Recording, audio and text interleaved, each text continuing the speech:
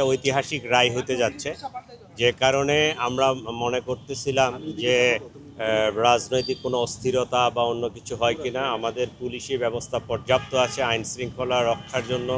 পুলিশের পাশাপাশি বাংলাদেশ সেনাবাহিনী, বিজিবি, অন্যান্য যে আইন শৃঙ্খলা রক্ষাকারী যে বাহিনীগুলো আছে তারা সকলেই মাঠে আছে, পর্যাপ্ত নিরাপত্তা ব্যবস্থা আছে। আপনাদের আতঙ্কিত হওয়ার কোনো কারণ নেই, পুলিশ সর্বোচ্চ সতর্ক অবস্থায় আছে। আমাদের কাছে এমন কোনো ইন্টেলিজেন্স নাই বা স্পেসিফিক কোনো থ্রেটও নাই। এটা দু একটা বিচ্ছিন্ন ঘটনা ঘটতেছে, আপনারা জানেন যে ওই যে মোটরসাইকেলে আসে মারে চলে যায়, এটা কিন্তু আসলে ওইভাবে আমি ওই থ্রেট মনে করি না।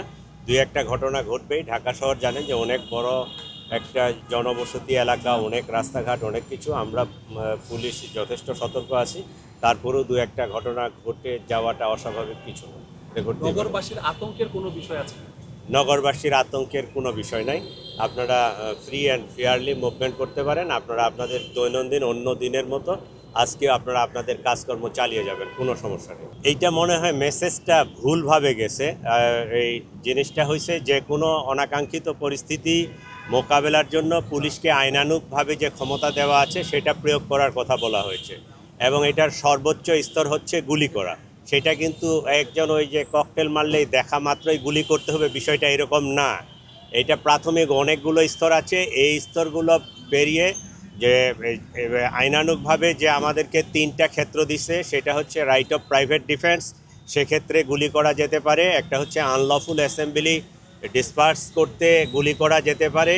আর একটা হয়েছে যে যদি কোনো সাজাপ্রাপ্ত, যেমন মৃত্যুদণ্ড বা যাবজ্জীবন কারাদণ্ডপ্রাপ্ত কোনো আসামি যদি তার গ্রেফতার করার জন্য, সে যদি তার গ্রেফতারকে এড়ানোর জন্য পালিয়ে যেতে চায় বা চলে যেতে চায়, তার এই গতিরোধ করার জন্য তাকে গুলি করা যেতে পারে। তো পুলিশকে আইনানুগভাবে পিআরবি 153 বিধিতে যে নির্দেশনা দেওয়া হয়েছে সে কথাটাই বলা হয়েছে, কিন্তু এটা মিস ইন্টারপ্রিট করা হয়েছে বিভিন্ন মিডিয়াতে, বিভিন্ন ইউটিউবে। দেখলেই গুলি করা যাবে এরকম বিষয়টা না।